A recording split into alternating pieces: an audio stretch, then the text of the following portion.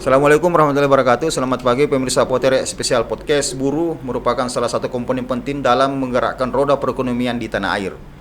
Buruh dengan jumlah yang begitu besar, jika terkonsentrasi dalam satu titik, ini bisa melahirkan suatu kekuatan baru dalam kancah perpolitikan. Kehadiran Partai Buruh diharapkan mampu untuk mengakomodir semua apa yang menjadi kebutuhan-kebutuhan dasar buruh saat ini, hingga menjadi suatu aturan yang dianggap mampu berpihak kepada kaum buruh. Nah, pemirsa Potere Spesial Podcast, saat ini kita kedatangan tamu spesial, Ketua Partai Buruh Sulawesi Selatan, Bapak Ahmad Rinto SH. Selama 30 menit ke depan, kita akan berbincang garis besar seperti apa kesiapan Partai Buruh dalam menghadapi pemilihan legislatif 2024. Seperti apakah persiapan Partai Buruh khususnya di Sulawesi Selatan, Kota Makassar, untuk bersaing, ya, tanda petik, untuk berkompetisi positif dengan partai-partai yang lain, khususnya partai-partai yang dikenal sudah mengakar lama di Provinsi Sulawesi Selatan. Untuk membahas lebih lanjut, kita sapa beliau. Assalamualaikum warahmatullahi wabarakatuh. Ya. Waalaikumsalam warahmatullahi wabarakatuh. Bung Rinto, penampilannya saat ini, wah, Masya Allah, terang benderangnya, Bang. Orange, ya? Siap. Warna kebesaran Partai Buruh itu warna orange. Warna orange. Warna masa depan. Warna masa depan. Mas Rinto, Bang Rinto, saya panggil, saya sapa Bang Rinto. Bang Rinto, Partai Buruh saat ini berada di tengah-tengah partai besar yang siap untuk bertarung di Pileg 2024. Apa kesiapan Anda sebagai Ketua Partai Buruh Sulawesi Selatan? Iya. Terima kasih. Selamat pagi pemirsa Inus TV dimanapun berada. Partai Buruh ini merupakan sebenarnya partai yang sejak 99 itu sudah didirikan oleh almarhum Muchtar Pakpahan. Kemudian sudah pernah 3 kali mengikuti pemilu, yakni pemilu 99, 2004 dan 2009. Namun setelah pasca itu vakum, dan kemudian pada tanggal 5 Oktober 2021 dengan kencangnya penolakan terhadap Undang-Undang Cipta Kerja, Undang-Undang Nomor 1 Tahun 2020 itu. Ini yang kemudian memberikan kesadaran kepada seluruh komponen buruh, petani, kemudian mahasiswa, perempuan, kemudian organisasi disabilitas dan kelompok-kelompok pekerja yang lain. Itu kemudian untuk mendeklarasikan ulang partai ini. Jadi di tahun berapa itu, Bung Rinto? Tanggal 5 Oktober 2021. 2021. Masih Iya. tergolong sangat muda ya, Bung Rinto, ya? Iya. Itu Ya. waktu dideklarasikan langsung menjadi partai atau? Jadi itu hasil daripada proses konsolidasi aksi-aksi penolakan terhadap Undang-Undang Cipta Kerja, dan kemudian dari seluruh kelompok kawan-kawan itu dideklarasikan oleh 11 inisiator organisasi. 11 inisiator, kemudian inilah yang mewujudkan Partai Buruh yang hari ini, yang lahir hari ini, yang kemudian diketuai, kami menyebutnya itu presiden Partai Buruh oleh Bung Said Iqbal. Nah, jadi pada saat itu kami memang sudah mendirikan partai ini karena itu dari seluruh ada 64 federasi dan konfederasi besar, organisasi baik petani maupun buruh, nelayan, kemudian mahasiswa, perempuan, organisasi disabilitas dan segala macam itu. Itu kemudian karena kami sudah berada di mana-mana, maka pada saat mendirikan partai ini itu kami bisa mampu untuk membangun di setiap provinsi. Jadi pada saat 2021 ada di 34 provinsi, begitu mekar menjadi 38 provinsi, kami semuanya lengkap dan ada di semua. Itu butuh waktu berapa lama untuk strukturisasi keanggotaan baru ini sampai tingkat kabupaten kota ini, Pak? Justru kami membangun bukan hanya sampai di tingkat provinsi, kabupaten kota, namun hingga sampai di kecamatan itu dan butuh di kelurahan. Interval berapa lama itu? Kami membangunnya sejak 2021 sampai 2022 sampai kemudian melakukan verifikasi. Jadi kami melakukan tahapan verifikasi partai politik itu di verifikasi administrasi dan faktual, dan kami alhamdulillah melewati semua proses itu. Dan sampai hari ini kami menjadi salah satu peserta pemilu di 2024. Nah, setelah resmi menjadi partai pemilu di tahun 2024 nantinya, kesiapan apa yang sudah dilakukan, Pak? Selain reorganisasi kan sempat dideklarasikan tahun 99. Dan Iya. itu sudah tuntas dengan dinyatakannya Partai Buruh sebagai peserta pemilu. Nah, strategi apa yang dilakukan untuk bisa bersaing dengan partai-partai yang lain ini? Ya. Jadi yang perlu kami sampaikan di sini adalah kawan-kawan di Partai Buruh itu memindahkan area perjuangan, area perlawanannya yang tadinya di ekstra parlemen, itu kemudian kita mengarahkan arah perjuangan ini menjadi ke parlemen. Nah, jadi wujud perjuangan yang kita lakukan hari ini melalui secara konstitusional, kemudian dengan menjadi salah satu peserta pemilu, ini kemudian memberikan keyakinan kepada kami, kepada seluruh kawan-kawan di Partai Buruh, karena Partai Buruh itu adalah partai kader. Nah, pada saat kemudian kita bagaimana membangun mengusulkan bacalek mulai baik di tingkat pusat DPR RI, kemudian bacalek di DPR provinsi dan di DPR kabupaten kota. Kami ada di 21 kabupaten kota di Sulawesi Selatan ini, dan kemudian untuk di provinsi bacalek DPR RI itu di tiga dapil, Sulsel 1, Sulsel 2, Sulsel 3. Kemudian di DPR provinsi kami ada di 11 daerah pemilihan itu. Ya. Nah, untuk Kota Makassar sendiri, Pak Rinto, basis kekuatan Partai Buruh sendiri ada di kecamatan mana? Ya. Untuk di Kota Makassar sendiri sebenarnya bukan hanya di Kota Makassar tapi di seluruh kabupaten yang lain kami menargetkan itu memang untuk satu dapil untuk satu kabupaten kota itu kami menargetkan itu 5 kursi di setiap kabupaten kota. Kenapa? Karena ini adalah merupakan target yang masuk akal bagi kami. Anda mampu memenuhi target itu? Insya Allah kami bisa, karena dengan perjuangannya kawan-kawan itu, kegigihannya kawan-kawan itu, kami punya kekuatan yang begitu sangat besar, yang kemudian ini belum pernah kita arahkan secara penuh untuk bisa secara masuk ke parlemen ini lewat pemilu ini. Makanya kami mengajak untuk kembali seluruh petani, seluruh buruh, seluruh pekerja itu kembali ke rumahnya itu. Sampai sejauh ini progresnya seperti apa, Pak? Khususnya setelah adanya pendaftaran bacalek ini di kantor KPU. Ya. Jadi kami dalam menyusun bacalek ini itu kami membuat sistem itu caleg bantu caleg itu. Caleg bantu caleg. Ya. Ini satu strategi baru ya. Biasanya ketika di partai-partai yang lain itu para bacaleknya ribut memperebutkan nomor urut, ribut memperebutkan segala macam. Bagi kami justru terbalik. Kami secara bergotong royong itu sesama bacalek. Ini contoh ini. Sumpamanya kita untuk menyiapkan syarat administrasi, surat keterangan sehat apa dan segala macam, SKCK, itu jika ada kawan-kawan kami yang sesama dapil tidak mampu, itu kami bantu, kami subsidi. Jadi partai ini memang dibangun berdasarkan kepada gotong royong itu. Karena tidak ada pemodal di belakang kami, tidak ada cukong di belakang kami, tidak ada pengusaha di belakang kami, tapi kami punya keyakinan bahwa seluruh bacalek kami yang ada itu 98% itu adalah memang buruh, memang petani, memang mahasiswa, memang perempuan, ada pekerja rumah tangga, dan itu bisa dicek itu. Ya, Bu Rinto, saya ingin bertanya nantinya sejauh mana kader-kader Partai Buruh bisa mengkoordinir suara-suara yang selama ini bergerak di non parlemen. Kita tahan dulu setelah jeda pariwara berikut ini. Ya.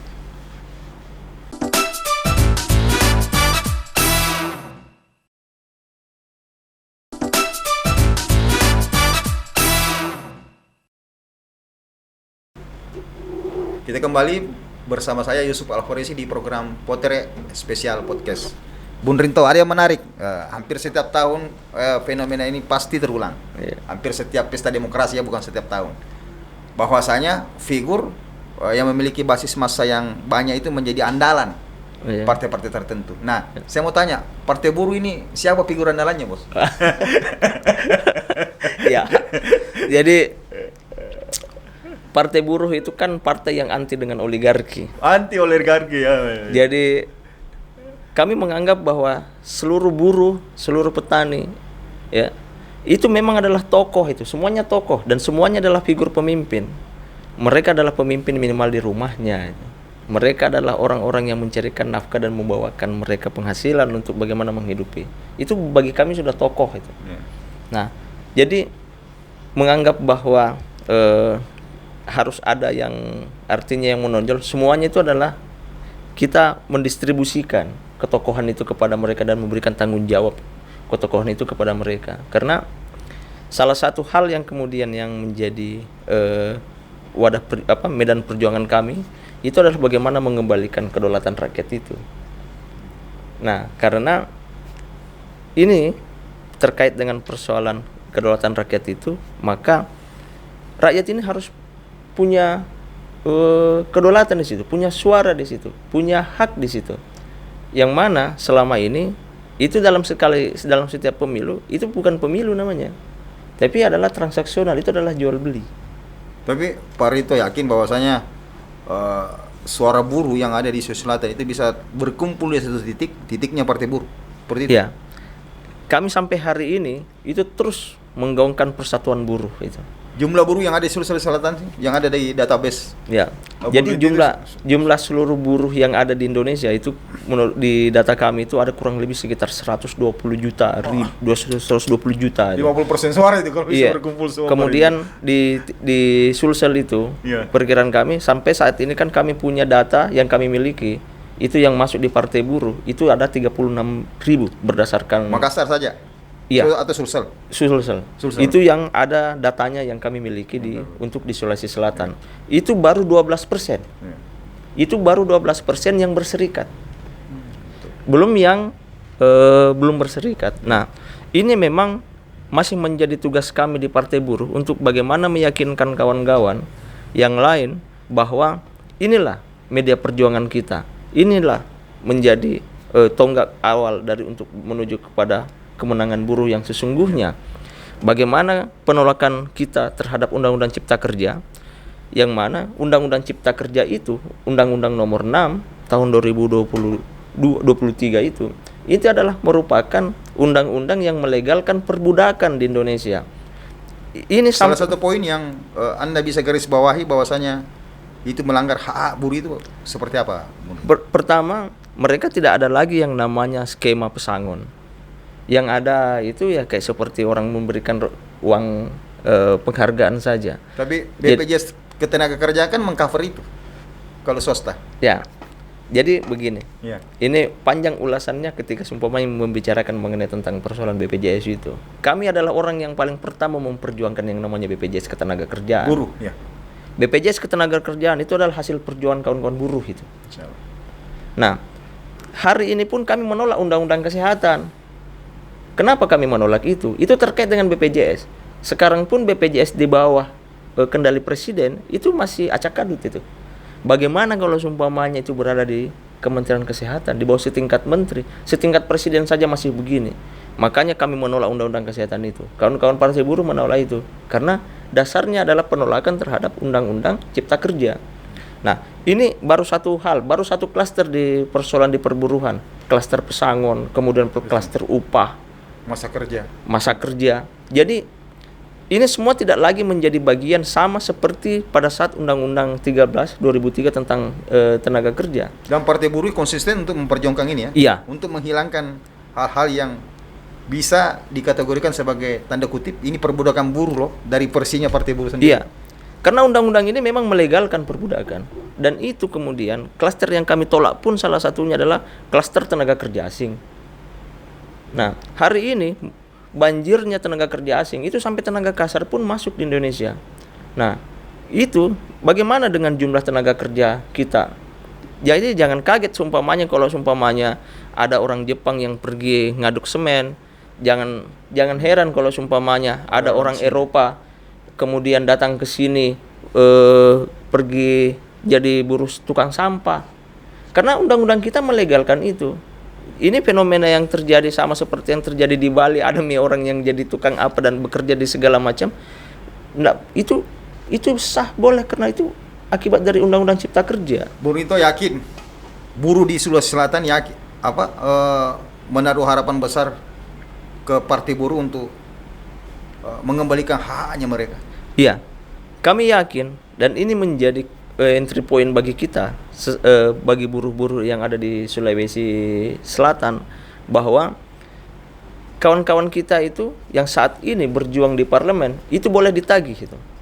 Makanya kami di dalam menentukan bacalek daripada Partai Buruh, itu yang menentukan adalah, yang menseleksi itu adalah kawan-kawan sendiri. Tidak ada kami membentuk yang namanya tim sel apa dan segala macam, tapi ketika dari aspek mereka itu adalah bukan pengusaha hitam, bukan orang-orang yang pernah mengkhianati buruh, itu boleh itu. Nah, jadi kawan-kawan sendiri yang melakukan seleksi itu. Tapi tidak bisa dimungkiri Bung Rinto bahwasanya figur itu bisa menentukan basis massa, bisa menentukan hasil akhir perolehan suara nantinya. Nah, saya ini jujur masih agak ragu di Partai Buruh tidak ada figur di dalamnya ini, seperti apa ini, Pak? Nah, jadi ada hal yang kemudian yang kita mau coba balik logika berpikir daripada pemilih ini. Bahwa penentuan terhadap figur yang maju itu bukan berdasarkan atas kemampuan finansial gitu. Tapi kepada kemampuan orang, ya. Itu adalah bukan hanya kepada persoalan berpikir, tapi ini persoalan integritas. Banyak orang tokoh masyarakat itu. Sisi edukasinya yang kental ya. Iya. Kami minimal bisa memberikan pendidikan politik bagi rakyat. Kita ingin memberikan edukasi kepada rakyat bahwa jangan mau melakukan yang namanya money politik.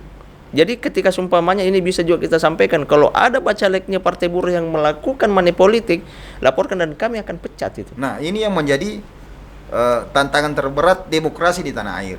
Iya. Dengan adanya money politik, siapapun, walaupun mereka tidak memiliki basic politik, tapi karena uangnya banyak bos, tanda kutip, dihambur uangnya di hari tertentu, terpilih jadi caleg. Nah ini kita tidak bisa pungkiri. Nah saya salut dengan keberadaan Partai Buruh yang ingin memberi pendidikan politik ya, khususnya kepada generasi muda, bahwasanya berpolitik itu bisa saya tidak memiliki biaya bos. Ya, betul. Kalau kita konsisten mau menjalankan aturan yang ditetapkan pemerintah, seperti halnya tidak menyentuh ranah money politik. Kita tahan dulu sebentar Pak Rinto.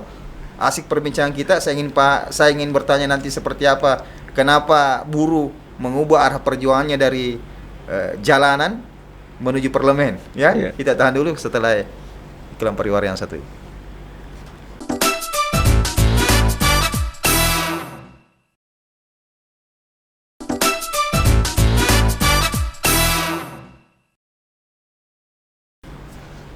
Assalamualaikum warahmatullahi wabarakatuh. Di segmen terakhir nanti kita akan membahas seperti apa pola pergerakan teman-teman buruh, khususnya pada saat Partai Buruh resmi menjadi partai peserta pemilu.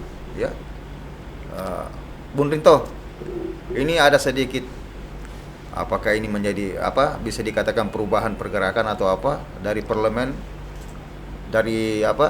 parlemen jalanan menuju ke parlemen yang sesungguhnya. Kira-kira apa yang mendasari perubahan itu? Kalau ini menjadi perubahan, apakah garis perjuangan teman-teman buruh selama ini dinilai kurang efektif karena tidak masuk parlemen atau bagaimana? Saya ingin bertanya ke Bung Rinto. Seperti apa itu Bung Rinto? Iya. Jadi sejarah perjuangan kawan-kawan buruh itu dan petani di Indonesia itu sudah lama di jalanan. Lama di jalanan. Sudah hasilnya lama di efektif jalanan. atau tidak Bung Rinto? Singkat Ternyata, saja. Ternyata efektif ini, atau tidak itu? Iya, ternyata itu kurang efektif. Kurang efektif. Tidak efektif. Karena apa? Kita selalu dikalahkan oleh yang namanya kebijakan dan aturan.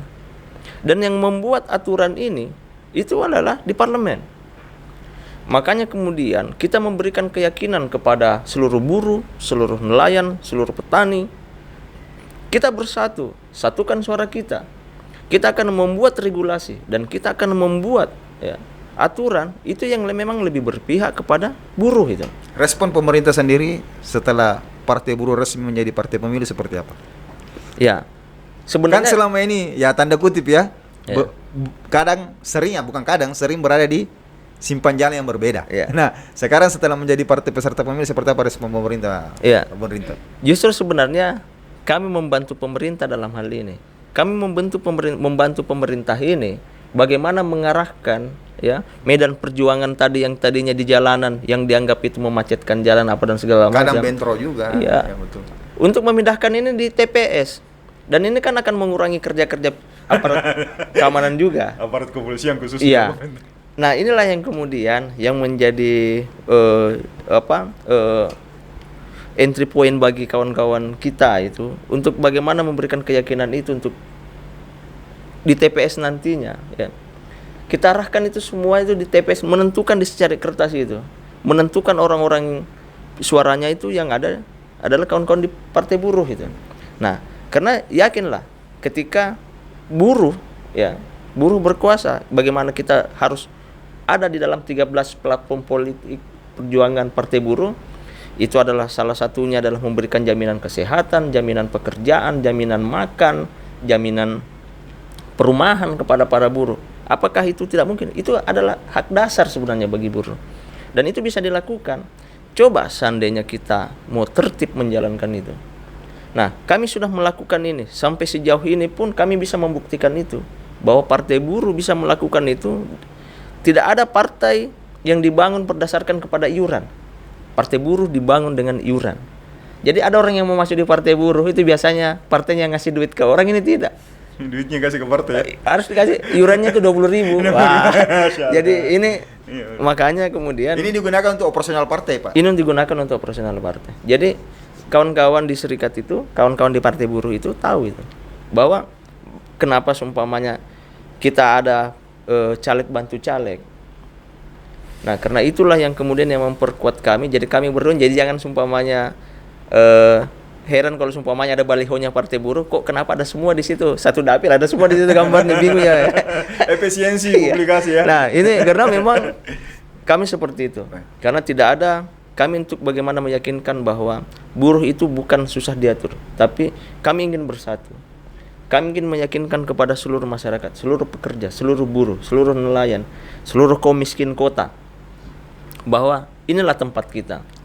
Nah, daripada kemudian kita mengarahkan ke partai-partai yang besar dan kemudian itu ya selama ini tidak jadi apa-apa. Justru mereka yang membuat kebijakan yang sangat tidak begitu berpihak itu. Bung Nito, saya hakul yakin kalau sejak awal di opening saya tadi mengatakan bahwasanya jika semua kekuatan buruh terakumulasi di satu titik, Partai Buruh saya yakin menjadi partai yang besar di kancah perpolitikan nasional tanah air ini. Nah, apa tantangan terberatnya untuk mewujudkan itu? Ya, memang salah satu tantangan terberat kita itu adalah karena semua orang membaca bahwa buruh itu adalah kekuatan yang besar. Nah, itulah yang kemudian coba selalu diganggu, selalu diintervensi, selalu bagaimana dilakukan supaya ini tidak bisa bersatu kaum buruh itu. Karena memang betul itu. Kalau kaum buruh bersatu ini, apa sih yang tidak bisa dia wujudkan? 100 juta loh lebih. Iya. Dan itu sebenarnya seandainya bilang ini bersatu, tekan tombol pun kita batalkan yang pertama itu adalah Undang-Undang Cipta Kerja. Itu baru satu klaster. Bagaimana dengan klaster lingkungan? Semuanya itu bisa kita lakukan. Kami ingin makanya kemudian jargon perjuangan Partai Buruh itu adalah mewujudkan negara sejahtera. Itu bukan hal yang ilusi itu, tapi itu adalah nyata. Indonesia itu negara kaya raya. Tidak ada satupun negara di dunia ini yang lebih kaya dari Indonesia. Seluruh tambang, seluruh mineral, seluruh hasil laut, seluruh hasil hutan, itu semuanya ada di Indonesia. Hasil pertanian kita ini kaya raya itu. Gemah ripah, loh jenawi kata orang Jawa itu. Memang betul itu. Apa yang tidak ada di Indonesia? Semua ada di Indonesia. Semua orang tahu. Hampir semua orang tahu lah bahwasanya partai-partai yang lain, partai-partai besar itu, khususnya partai-partai besar memiliki basic finansial yang begitu besar. Ya. Anda tidak minder di Partai Buruh, Bos? Wah, tidak. Kami malah justru memberikan keyakinan penuh kepada kita bahwa kita itu bisa memimpin dengan ini. Makanya kami juga selalu mendorong untuk memperkuat peran penyelenggara. Memperkuat peran penyelenggara dalam hal ini KPU dan Bawaslu itu untuk mengawasi yang namanya money politik, perilaku-perilaku menyimpang yang dilakukan oleh partai-partai besar, mengintervensi seluruh aparat ya, apalagi ASN. Salah satu momok untuk berpolitik itu kan kos yang begitu besar. Iya. Anda merasakan itu, Pak?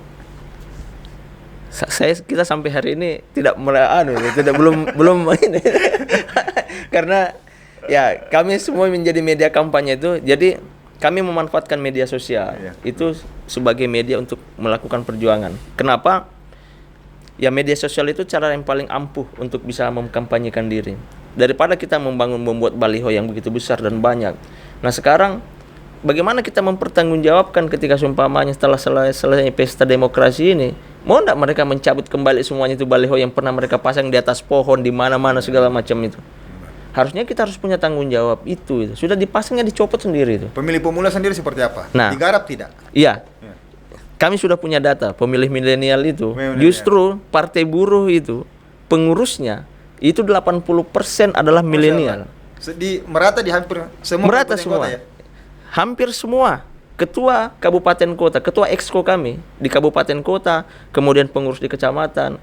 Nah, jadi justru malah kita punya kelompok milenial itu, sayap milenial itu. Dan itu rata-rata aktif bergerak di basis massa atau bagaimana? Aktif bergerak, baik itu di basis massa di bawah maupun di media sosial.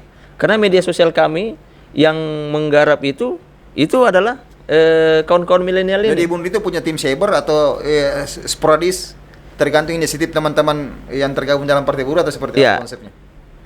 Jadi teman-teman milenial itu punya tanggung jawab sendiri terhadap partai. Mereka lah yang membuat konten-konten apa segala macam dan menyebarkan ke seluruh media sosial. Itu tanpa diperintah itu.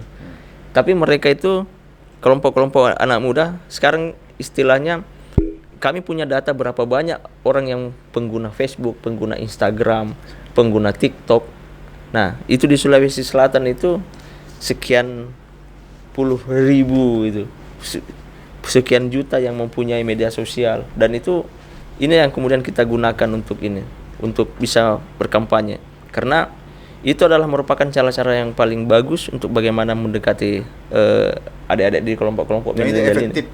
Sangat-sangat efektif. Kami sampai hari ini selalu menggunakan teknologi itu. Kami menggunakan teknologi untuk bagaimana mempermudah mengkampanyekan Partai Buruh tanpa harus mengeluarkan begitu besar kos. Paling pembeli kuota untuk adik-adik. Siap. Masya Allah. Bu Rinto, ini tanpa terasa 30 menit kita berdiskusi. Ada pesan untuk pemirsa NSTP, khususnya teman-teman buruh, supaya terkumpul di satu titik, ya? Yeah. Saya bukan berkampanye untuk Partai Buruh ya Pak Rinto ya, tapi saya yakini kekuatan kekuatan buruh itu besar sekali di negeri ini ya. Yeah. Closing statement untuk teman-teman buruh dan pemirsa NSTP Makassar.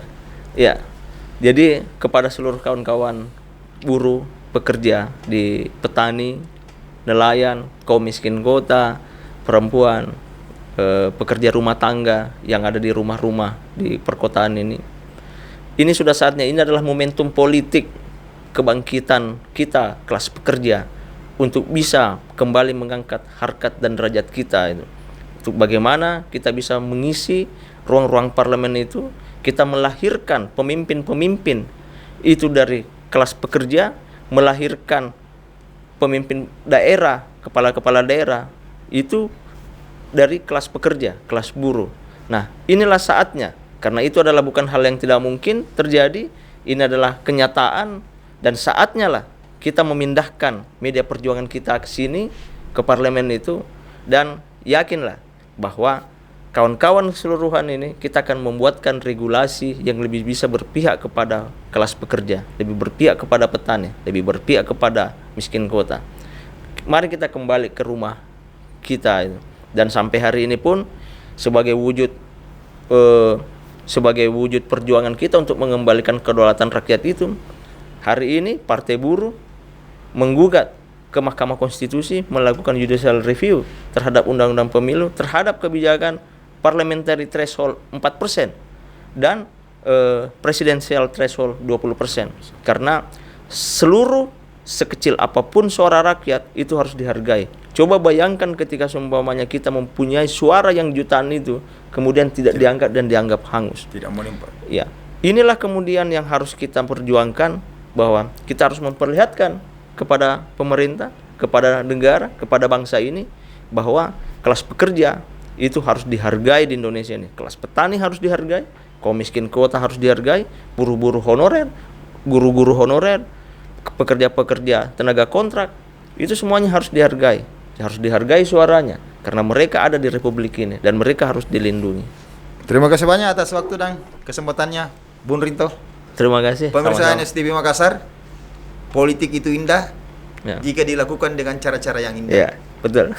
Kita berharap keberadaan Partai Buruh sebagai partai peserta pemilu mampu mencerahkan, mampu mencerdaskan, dan mampu memberikan hal-hal positif khususnya bagi para buruh di tanah air. Selama kita pada selama. Assalamualaikum warahmatullahi wabarakatuh. Waalaikumsalam warahmatullahi wabarakatuh.